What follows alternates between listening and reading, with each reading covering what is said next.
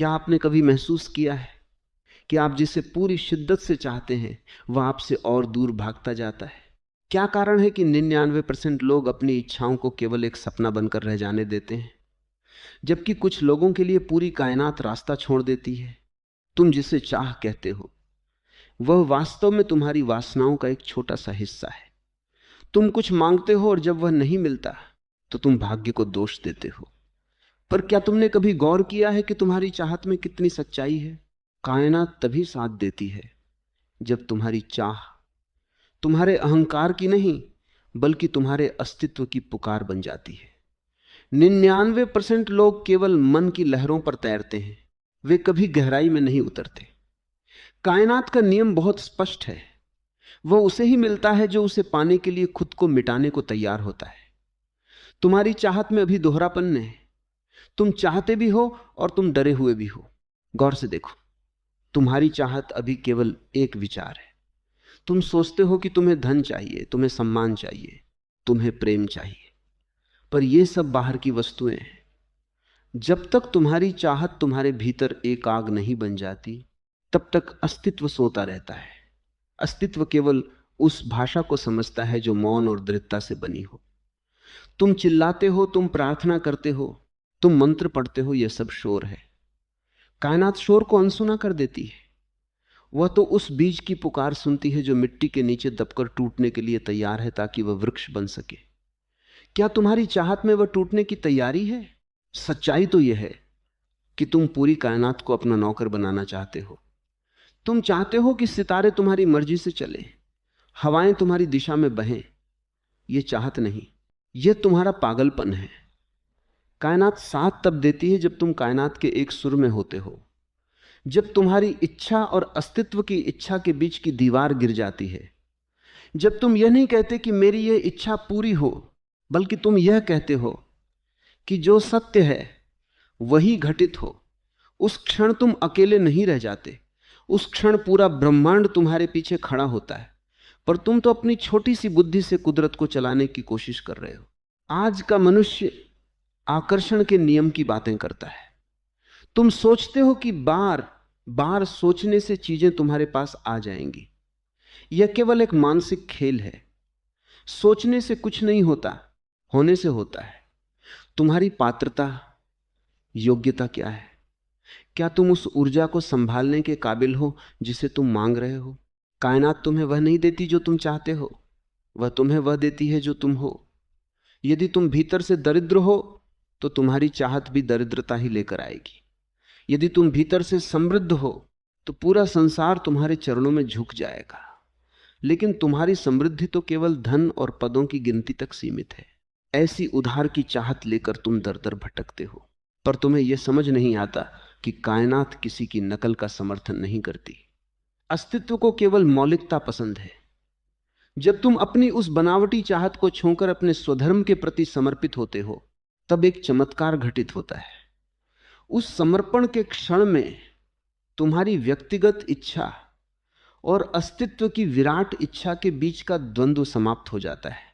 अब तुम नहीं चाह रहे हो, बल्कि अस्तित्व तुम्हारे माध्यम से कुछ घटित करना चाह रहा है। 99% लोग इसी समर्पण से डरते हैं, क्योंकि उन्हें लगता है कि यदि उन्होंने अपनी पकड़ ढीली की तो वे सब कुछ खो देंगे। पर सत्य तो यह है कि जब तुम सब कुछ खोने को तैयार होते हो तभी तुम्हें अनंत की प्राप्ति होती है। गौर से देखो, तुम्हारी चाहत में अभी अविश्वास की दरारें हैं। तुम मांगते तो हो, पर तुम्हारे मन के किसी कोने में यह संदेह छिपा रहता है कि क्या यह सच में होगा। यह संदेह ही उस ऊर्जा को काट देता है जिसे तुम आकर्षित करना चाहते हो। कायनात एक दर्पण की तरह है, वह वही प्रतिबिंबित करती है जो तुम उसके सामने रखते हो। यदि तुम संशय लेकर खड़े हो तो परिणाम भी संशयपूर्ण ही होंगे। अजय इच्छा शक्ति का अर्थ यह नहीं है कि तुम बार बार दोहराओ कि मैं यह कर सकता हूं, बल्कि इसका अर्थ यह है कि तुम इस निश्चय में स्थित हो जाओ कि जो तुम चाह रहे हो वह पहले से ही अस्तित्व के गर्भ में घटित हो चुका है। जहां चाहने वाला और चाहत एक हो जाते हैं वहां प्रार्थना की आवश्यकता नहीं रहती, वहां केवल अनुभूति शेष रहती है। सच्चाई तो यह है कि तुम समय के जाल में फंसे हुए हो।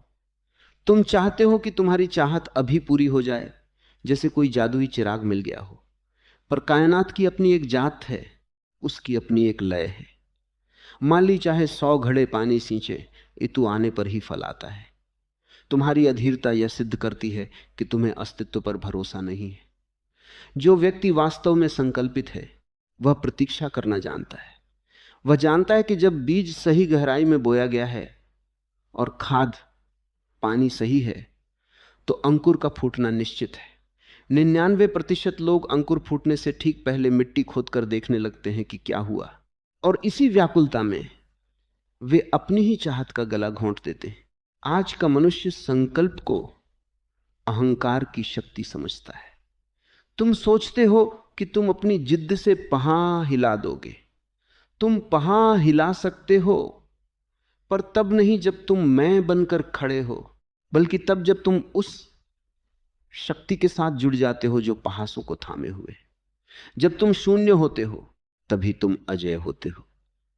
इस शून्यता में ही वह मौन गर्जना छिपी है जिसे पूरी कायनात सुनती है। जिस दिन तुम्हारी चाहत में स्वार्थ की गंध समाप्त हो जाएगी और वह एक साधना बन जाएगी, उस दिन तुम्हें किसी के सहयोग की भीख नहीं मांगनी पड़ेगी।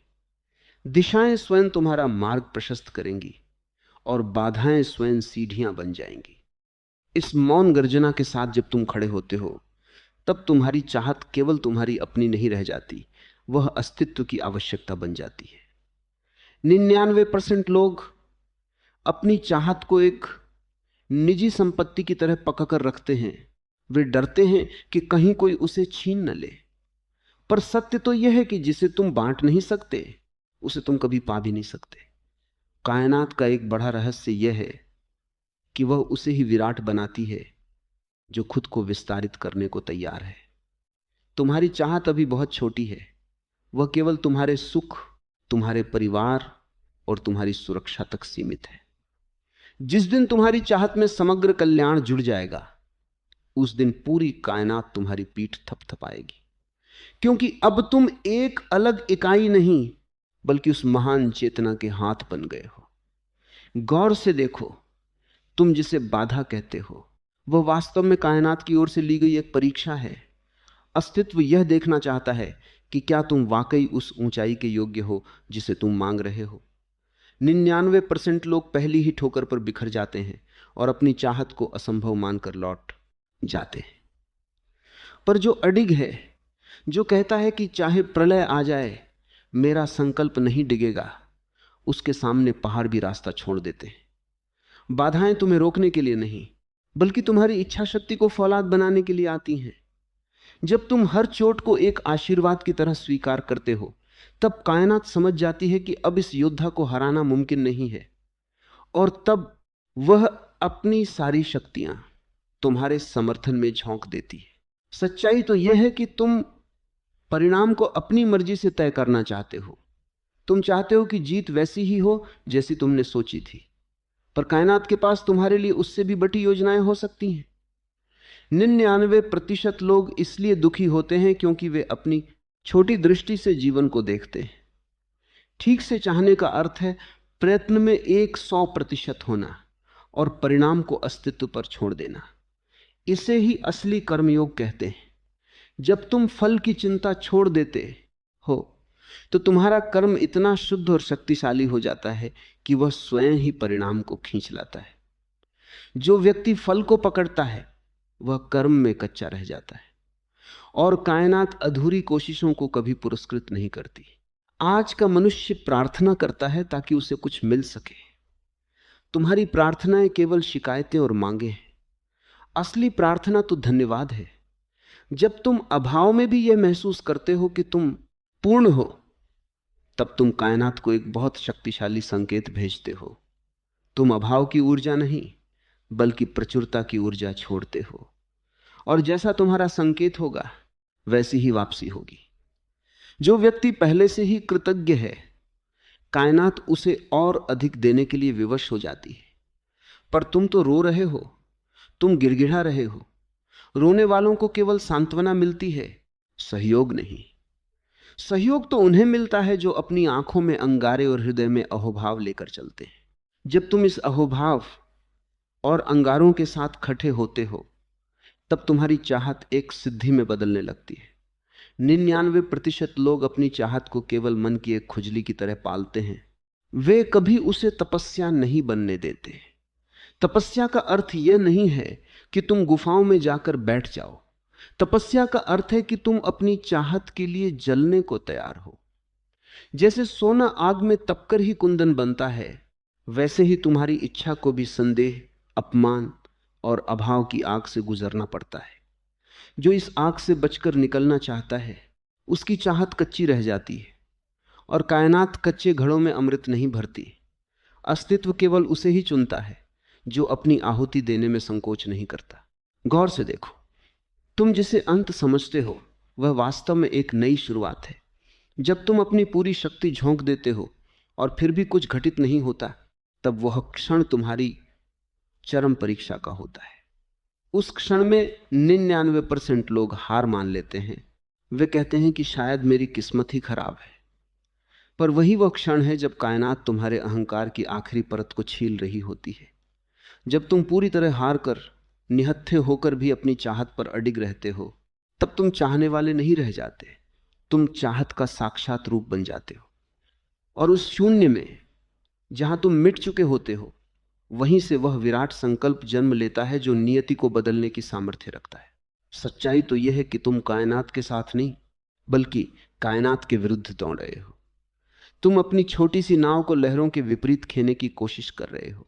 ठीक से चाहने का अर्थ है लहरों को पहचानना और अपनी नाव के पाल खोल देना। जब तुम्हारा लक्ष्य और अस्तित्व का लक्ष्य एक हो जाता है, तो तुम्हें चप्पू चलाने की जरूरत नहीं पड़ती। लहरें खुद तुम्हें किनारे तक ले जाती हैं। 99% लोग अपनी निजी जिद को ही संकल्प मान लेते हैं, पर असली संकल्प तो वह है जो सहज हो, जो स्वाभाविक हो, जो तुम्हारे स्वभाव से उपजा हो, न कि समाज की होड़ से। जो व्यक्ति अपनी प्रकृति के विरुद्ध कुछ पाना चाहता है, कायनात उसे कभी सफल नहीं होने देती, क्योंकि वह अस्तित्व के संतुलन को बिगाड़ना चाहता है। आज का मनुष्य परिणाम को गले लगाना चाहता है, पर वह प्रक्रिया से नफरत करता है। तुम चाहते हो कि कल सुबह तुम शिखर पर हो, पर तुम चढ़ाई की थकान नहीं सहना चाहते। याद रखना, कायनात तुम्हें मंजिल नहीं देती, वह तुम्हें रास्ता देती है, और उस रास्ते पर चलना तुम्हारा काम है। जो रास्ते के हर कंक पत्थर को चूमना सीख गया, मंजिल खुद चलकर उसके पास आती है। तुम्हारी चाहत में अभी तनाव है, तुम जल्दी में हो, और जल्दी केवल शैतान की होती है, ईश्वर की नहीं। अस्तित्व धैर्यवान है, वह अरबों वर्षों से खिल रहा है। क्या तुम में वह धैर्य है? क्या तुम अपनी चाहत को एक प्रार्थना की तरह धीरे धीरे पकने दे सकते हो? इस मिट्टी होने की तैयारी का अर्थ यह नहीं है कि तुम हार मान चुके हो, बल्कि इसका अर्थ है कि तुमने अपने अहंकार के पत्थरों को गला दिया है, ताकि अस्तित्व का बीज तुम्हारे भीतर अंकुरित हो सके। 99% लोग शिखर पर बैठने का सपना तो देखते हैं, पर वे अपने साथ अतीत का बोझ और स्वार्थ की भारी गठरी लेकर चलना चाहते हैं।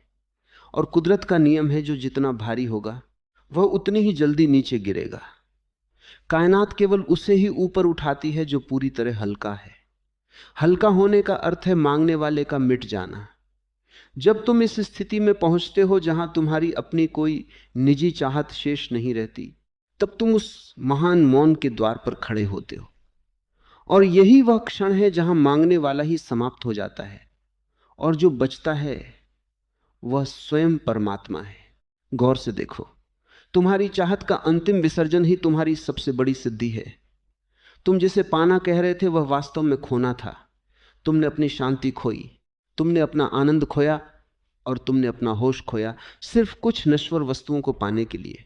99% लोग इसी धोखे में मर जाते हैं कि उन्होंने बहुत कुछ हासिल कर लिया।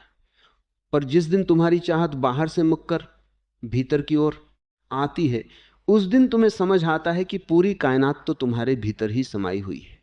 जो व्यक्ति खुद को पा लेता है, उसे फिर चांद सितारों को तोड़ने की जरूरत नहीं पड़ती। सितारे खुद उसके आभा मंडल का हिस्सा बन जाते हैं। सच्चाई तो यह है कि तुम पूर्णता की तलाश में दर दर भटक रहे हो, जबकि तुम पूर्ण ही पैदा हुए थे। तुम्हारी चाहत केवल तुम्हारी उस विस्मृति का परिणाम है। तुम भूल गए हो कि तुम कौन हो, इसलिए तुम भिखारी की तरह हाथ फैलाए खड़े हो। कायनात तुम्हें साथ देने का इशारा हर पल कर रही है, पर तुम्हारी आंखें तो भविष्य के सपनों में उलझी हैं। ठीक से चाहने का अंतिम रहस्य यही है, अभी और इसी वक्त में संतुष्ट हो जाना। जब तुम पूरी तरह तृप्त होकर कर्म करते हो, तब तुम्हारी चाहत एक आदेश बन जाती है जिसे टालना अस्तित्व के लिए भी असंभव है, क्योंकि अब तुम अपनी मर्जी से नहीं बल्कि अस्तित्व की मर्जी से चल रहे हो। आज का यह संसार तुम्हें अधूरा महसूस कराता है ताकि तुम उपभोग की वस्तुओं के पीछे भागते रहो। तुम्हारी चाहत को बाजार ने नियंत्रित कर लिया है। 99% लोग उन चीजों को चाह रहे हैं जिनकी उन्हें जरूरत ही नहीं है। इस व्यर्थ की दौड़ से बाहर निकलना ही सबसे बड़ी क्रांति है।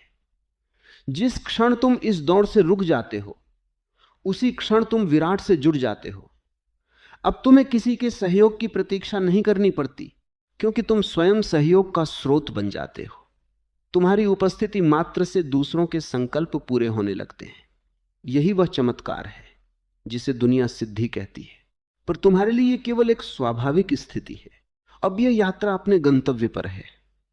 चाहत समाप्त हो रही है और एक असीम शांति छा रही है। इस शांति में ही वह परम सत्य छिपा है जिसे पूरी कायनात सलाम करती है। अब और कुछ मांगना शेष नहीं है, क्योंकि जो मांगने योग्य था वह तुम्हें पहले से ही प्राप्त है। बस जाग जाओ और उसे देख लो। इस जागने का अर्थ यह नहीं है कि तुम अपनी आंखें खोलकर बाहर की दुनिया को देख रहे हो, बल्कि इसका अर्थ है कि तुम उस दृष्टा को देख रहे हो जो तुम्हारी हर चाहत के पीछे छिपा बैठा है। 99% लोग जागने का नाटक करते हैं। वे सुबह उठते हैं और फिर से उसी पुरानी दौड़ में शामिल हो जाते हैं जिसे वे जीवन कहते हैं। पर असली जागरण तो वह है जहां तुम्हारी भीतर की आंख खुलती है। उस आंख के खुलते ही तुम्हें समझ आता है कि तुम जिसे कायनात का साथ समझ रहे थे, वह तो तुम्हारी अपनी ही चेतना का प्रतिध्वनि था। जैसे पांचों में चिल्लाने पर तुम्हारी ही आवाज लौट कर आती है, वैसे ही अस्तित्व तुम्हारी चाहत को लौटा देता है। यदि तुम्हारी चाहत में अधिकार है तो वह गुलामी बनकर लौटती है, और यदि तुम्हारी चाहत में स्वतंत्रता है तो वह सिद्धि बनकर लौटती है। गौर से देखो, तुम जिसे किस्मत या भाग्य कहते हो, वह तुम्हारी अपनी इच्छाओं का ही ताना बाना है। तुमने अनजाने में ही ऐसे धागे बुने हैं जिनसे तुम खुद को ही जग चुके हो। 99% लोग अपनी ही बनाई जेल में बंद हैं और कायनात से रिहाई की भीख मांग रहे हैं। कायनात तुम्हें रिहा नहीं कर सकती, क्योंकि ताला तुम्हारे अपने ही हाथ में है। वह ताला है अनासक्ति। जिस क्षण तुम अपनी चाहत से चिपकना बंद कर देते हो, उसी क्षण तुम मुक्त हो जाते हो। और एक मुक्त मनुष्य की चाहत में इतनी बिजली होती है कि वह मुर्दों में भी जान फूंक दे। पर तुम तो अपनी चाहत के बोझ से खुद ही मरे जा रहे हो। तुम्हारी रीछ की हड्डी झुक गई है, क्योंकि तुमने अपेक्षाओं का पहाड़ उठा रखा है। सच्चाई तो यह है कि तुम प्रकृति के साथ सौदेबाजी कर रहे हो। तुम सोचते हो कि तुम कुछ अच्छा करोगे तो तुम्हें कुछ अच्छा मिलेगा। यह व्यापारिक बुद्धि तुम्हें कभी उस अगाध तक नहीं ले जा सकती जहां कायनात अपने राज खोलती है। 99% लोग इसी पुण्य और पाप के तराजू में अपनी चाहत को तौलते रहते हैं, जबकि कायनात इन सब पैमानों से परे है। वह तो केवल तीव्रता को पहचानती है। एक पापी की चाहत भी यदि प्रचंड है तो कायनात उसके साथ खटी हो जाएगी, और एक पुण्यात्मा की चाहत यदि कमजोर है तो वह धूल में मिल जाएगी। यहां नैतिकता का खेल नहीं, यहां ऊर्जा का खेल है। क्या तुम्हारी ऊर्जा इतनी शुद्ध और तीव्र है कि वह ब्रह्मांड के केंद्र को हिला सके? आज का मनुष्य भक्ति के नाम पर भी केवल याचना ही कर रहा है। तुम मंदिरों और मस्जिदों में जाकर अपनी चाहत की लंबी सूची पढ़ते हो। यह भक्ति नहीं, यह तो तुम्हारी कायरता का विज्ञापन है। तुम अपनी जिम्मेदारी से बचना चाहते हो और चाहते हो कि कोई अलौकिक शक्ति आकर तुम्हारा काम कर दे। कायनात आलसियों और कायरों का साथ कभी नहीं देती। वह तो केवल उन योद्धाओं का साथ देती है जो अपनी तलवार खुद धारदार बनाना जानते हैं। जब तुम अपनी पूरी सामर्थ्य लगा देते हो और फिर भी नहीं रुकते, तब कायनात एक अदृश्य हाथ बनकर तुम्हारे घावों पर मरहम लगाती है और तुम्हें आगे बचाती है। इस मरहम का अर्थ यह नहीं है कि तुम्हारी पीड़ा समाप्त हो जाएगी, बल्कि इसका अर्थ है कि अब तुम्हें उस पिज्जा में भी परम रस आने लगेगा। 99% लोग अपनी चाहत के मार्ग में आने वाले दुखों से घबराकर पीछे मुड़ जाते हैं। वे सुख की मखमली राह खोजते हैं। पर कायनात का यह एक और अटल नियम है, शिखर तक पहुंचने का मार्ग हमेशा कांटों से भरा होता है। जो व्यक्ति इन कांटों को फूल समझकर चूम लेता है वही उस परम ऊंचाई का अधिकारी होता है। तुम्हारी चाहत अभी केवल सुविधाओं की खोज है। जिस दिन तुम्हारी चाहत सत्य की खोज बन जाएगी, उस दिन तुम्हें किसी मरहम की आवश्यकता नहीं पड़ेगी। तुम स्वयं एक औषधि बन जाओगे। तुम्हारी उपस्थिति मात्र से संसार के संताप मिटने लगेंगे, क्योंकि अब तुम कायनात के उस हृदय से जुड़ गए हो जहां से करुणा की धारा बहती है। गौर से देखो, तुम जिसे अपनी शक्ति कहते हो वह वास्तव में तुम्हारी कमजोरी है। जब तक तुम ये सोचते हो कि मैं ये कर रहा हूं, तब तक तुम अकेले हो और तुम्हारी शक्ति सीमित है। 99% लोग इसी कर्ता भाव के अहंकार में चूर रहते हैं और अंततः टूट जाते हैं। पर जिस क्षण तुम अपनी चाहत को उस विराट इच्छा में विसर्जित कर देते हो, तुम्हारी शक्ति अनंत हो जाती है। अब तुम नहीं लड़ रहे, अब तुम्हारे माध्यम से वह महाशक्ति लड़ रही है जिसने इस पूरे ब्रह्मांड को रचा है। उस स्थिति में तुम एक बांसुरी के समान हो जाते हो, भीतर से पूरी तरह खाली, ताकि अस्तित्व का संगीत तुम्हारे माध्यम से गूंज सके। और वह संगीत इतना प्रभावशाली होता है कि जय भी चैतन्य हो उठते। सच्चाई तो यह है कि तुम प्रकृति के संकेतों को पढ़ना ही नहीं जानते। कायनात तुमसे हर क्षण बात करती है, हवा के झोंकों में, पक्षियों के कलरों में और तुम्हारे भीतर उठने वाली उस सहज प्रेरणा में। पर तुम तो अपनी तार्किक बुद्धि के शोर में इतने मग्न हो कि तुम्हें वह महीन आवाज सुनाई ही नहीं देती। 99% लोग अपनी चाहत को पूरा करने के लिए केवल दिमाग का इस्तेमाल करते हैं। वे हृदय को भूल ही चुके हैं। दिमाग जोन तोड़ करता है, वह नफा नुकसान देखता है, पर हृदय तो केवल होने को जानता है। जब तुम्हारी चाहत दिमाग से उतरकर हृदय में गहराई तक समा जाती है, तभी वह प्रार्थना बनती है। और हृदय से निकली एक छोटी सी पुकार भी पूरे अस्तित्व को हिला देने के लिए पर्याप्त है। आज का यह मनुष्य धैर्य को कमजोरी समझता है। तुम चाहते हो कि तुम बीज बो और अगले ही पल तुम्हें छाया मिल जाए। यह तुम्हारी अज्ञानता है। कायनात की अपनी एक गति है, एक ताल है। जो इस ताल के साथ नहीं चलता वह जीवन के संगीत को बिगाड़ देता है। 99% लोग अपनी अधीरता के कारण अपनी ही चाहत का गला घोंट देते हैं। वे समय से पहले फल तोड़ना चाहते हैं और अंत में उन्हें केवल कड़वाहट हाथ लगती है। ठीक से चाहने का अर्थ है पूरी शिद्दत से काम करना और फिर उस महान प्रतीक्षा में खो जाना जहां समय का बोध ही समाप्त हो जाए। जो व्यक्ति प्रतीक्षा करना सीख गया उसने समय को जीत लिया। इस महान प्रतीक्षा के गर्भ से ही उस चैतन्य का जन्म होता है जिसे संसार चमत्कार कहता है। 99% को एक सजा समझते हैं। वे घड़ी की सुइयों को धकेलना चाहते हैं। पर सत्य तो यह है कि उस प्रतीक्षा के क्षणों में ही तुम्हारी पात्रता निर्मित हो रही होती है। कायनात तुम्हें वह वस्तु देने से पहले यह सुनिश्चित करती है कि क्या तुम उसे संभालने के योग्य बने हो। यदि एक छोटे से बर्तन में सागर उहेल दिया जाए तो बर्तन टूट जाएगा। तुम्हारी चाहत अभी बहुत बड़ी है और तुम्हारा व्यक्तित्व बहुत छोटा, इसलिए कायनात तुम्हें तपा रही है, तुम्हें खाली कर रही है ताकि तुम उस विराट ऐश्वर्य को धारण कर सको। जो इस तपन से भाग गया वह सदा के लिए अधूरा रह गया। गौर से देखो, तुम जिसे अपना लक्ष्य कहते हो वह वास्तव में अस्तित्व का तुम तक पहुंचने का मार्ग है। तुम परमात्मा को नहीं खोज रहे, परमात्मा तुम्हें खोज रहा है। तुम्हारी हर चाहत उस परम मिलन की एक तर्प मात्र है। 99% लोग इस तर्प को वस्तुओं में उलझा देते हैं, कोई धन में, कोई पद में, तो कोई संबंधों में। पर जब वह वस्तु मिल जाती है तो तुम फिर से खाली महसूस करते हो। क्यों? क्योंकि तुम्हारी प्यास उस वस्तु की थी ही नहीं। तुम्हारी प्यास तो उस अनंत की थी जिसे तुम सीमाओं में बांधना चाहते थे। जिस दिन तुम्हारी चाहत नश्वर से मुक्कर शाश्वत की ओर होगी, उस दिन पूरी कायनात तुम्हारे भीतर सिमट आएगी। तब तुम्हें कहीं जाने की आवश्यकता नहीं होगी।